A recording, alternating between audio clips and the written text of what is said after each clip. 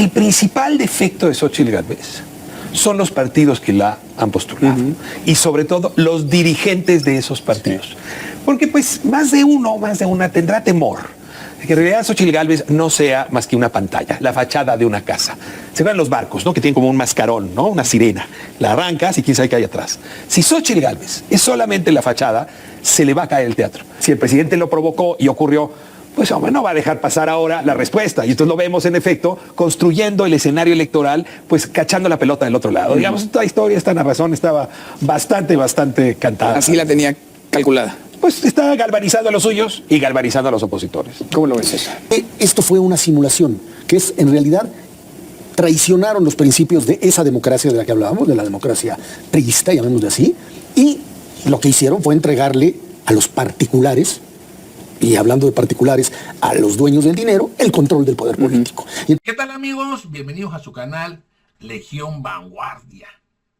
Hoy les traigo las reacciones de estos invitados, Ricardo Rafael, Ezra Chabot y Lourdes Mendoza. La polémica Lourdes Mendoza, que siempre está en contra de la 4T, sobre las reacciones que dejó la marcha por la democracia que piden los conservadores y los neoliberales. Y traigo los pormenores, porque al parecer a Lourdes Mendoza dice que la democracia se la está robando el presidente López Obrador a los mexicanos. Por eso vamos a ver este video y lo comentamos. Las acciones o no acciones que estuvieran llevándose a cabo para el futuro. Entonces yo creo que en este país los pesos y contrapesos siempre ayudan en las democracias. Y sin duda la ciudadanía también es parte de la democracia. Y creo que todo el mundo, cuando hablabas con mucha ciudadanía, te decían, ay, eso de la democracia y eso de la política yo no le entiendo nada. Pues cómo no, si la política nos toca a todos los mexicanos por una o por otra razón, ¿no? Sin duda. Y fue un éxito. ¿Qué lectura darle a 3 meses y medio, poquito menos de la elección? A ver, voy a decir un sacrilegio. Esto se vio al presidente López Obrador. Presentó una agenda legislativa, un ómnibus legislativo. Pues que eso es lo que buscaba, ¿no? Provocar flagrante, abierta, deliberadamente, no solo a sus opositores, digamos, a los que podían sentirse agraviados.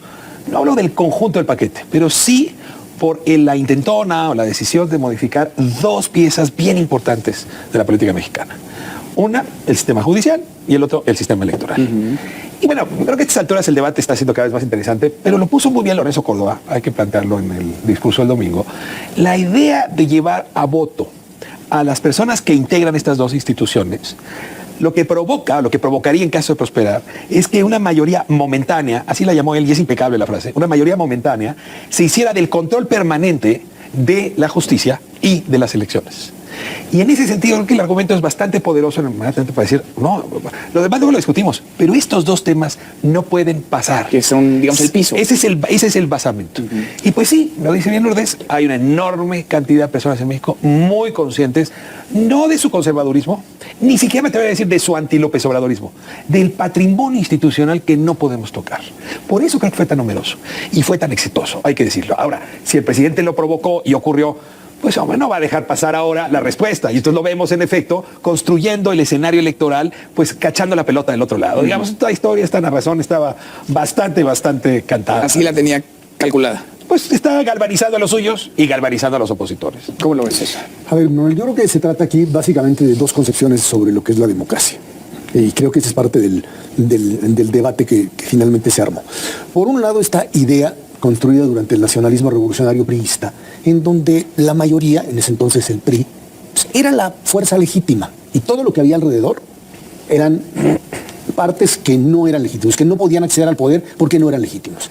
El Partido de Acción Nacional eran los místicos del voto, sí, los otros eran los comunistas que iban a destruir. No había nada. Y se hablaba, se decía, México es un país democrático, hay elecciones, hay partidos políticos, etc. Bueno, viene un proceso de transición democrática, no vamos a detenernos ahí, pero que crea precisamente lo que decía Ricardo Lourdes, instituciones como el propio IFE, el sistema electoral, los plurinominales como posibilidad real de representación de minorías, y finalmente el hecho de que pues, la sociedad pudiese participar y no fuese solamente un actor pasivo. Y para el discurso oficial de la Cuarta Transformación o de López Obrador, esta es una veta ilegítima.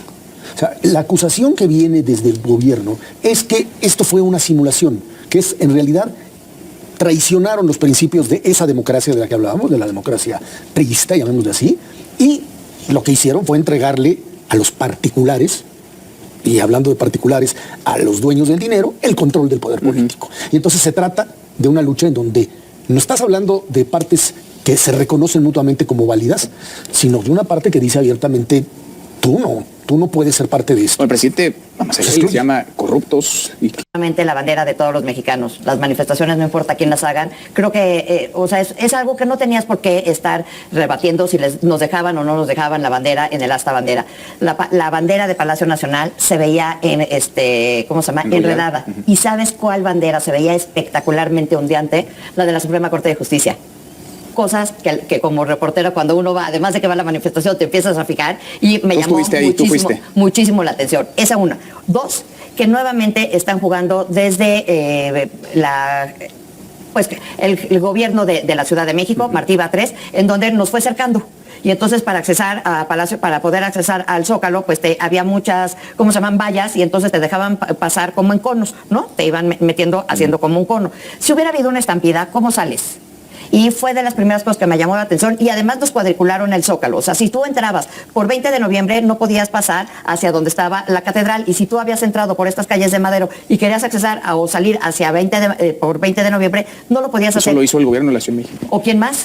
No fueron los organizadores. No, eso fue de ellos. Ellos, de hecho, no querían que se fuera llenando el Zócalo, y estaban haciendo como ahora siempre estamos viendo la lo han imagen, hecho. tú estuviste ahí, Lourdes, pues no cabía nadie. No cabía nadie, pero costó muchísimo, y déjate tú eso, era muy peligroso. Cualquier cosa que hubiera pasado, cualquier estampida, cualquier grito, cualquier desorden que hubiera pasado, ¿cómo logra salir? Ahora, decías, Ricardo, esto tiene una intención, ¿no? Es decir, no es casualidad, el presidente hace públicas estas iniciativas, genera esta conversación que detona en esta movilización, estaba quizá anunciada desde antes, pero tiene mayor potencia. ¿De esto se va a tratar el proceso electoral? ¿De esto se va a tratar la campaña que arranca el 1 de marzo? A ver, es un hecho que el presidente López Obrador no va a estar en la boleta. Va a estar, ayer la llamó, ¿no? La señora Justicia, así llamó Claudia Sheinbaum, ¿no? Y va a estar este proyecto. Incluso me parece que acabará siendo irrelevante lo que presente como programa Claudia Sheinbaum, los 15 puntos que presentó en el INE y presentará el día del arranque de campaña. Estos son los puntos centrales de esa oferta política. Yo no quisiera un futuro sin López Obrador, y gobierne quien gobierne, sin acotamientos. Y eso es realmente lo que va a acabar decidiéndose el 2 de junio. Ahora, yo creo que un punto importante de lo que se planteaba aquí es el hecho de que finalmente se trató del arranque de la campaña de Xochitl. O sea, ¿ese fue el arranque? Ese es el arranque. Esos son los que acompañan, los que arrastran. Ella aparece y dice, esa es la parte que Xochitl quiere. Tiene a los partidos atrás, que le hacen más daño que apoyo, pero tiene esto que se vio, y que Xochitl todo el tiempo dice, ahí estaba esta gente, porque finalmente ese es el proyecto. O sea, finalmente sobre esto está construyendo. Y del otro lado... Camiones, ¿sabes cuántos camiones llevó para esta manifestación? Bueno, 80. La van a contratar en algún partido. Te van a buscar ahorita para ver si tienes su teléfono. Su meta eran ya 100. Una mujer... El principal defecto de Xochitl Gálvez son los partidos que la han postulado, y sobre todo los dirigentes de esos partidos. Porque pues más de una tendrá temor de que en realidad Xochitl Gálvez no sea más que una pantalla, la fachada de una casa. Se ven los barcos, ¿no? Que tienen como un mascarón, ¿no? Una sirena. La arrancas y quién sabe qué hay atrás. Si Xochitl Gálvez es solamente la fachada, se le va a caer el teatro. Así es, amigos, Xochitl Gálvez es una fachada, ¿sí? Es una imagen que maneja, que atrás de ella están los partidos políticos, que sabemos que está Alejandro Moreno, Marco Cortés, está Jesús Zambrano, está el gobernador Roberto Madrazo, están muchos personajes que siempre secuestraron el poder judicial, o sea, la justicia de este país. Por eso es que no quieren que haya una reforma del poder judicial.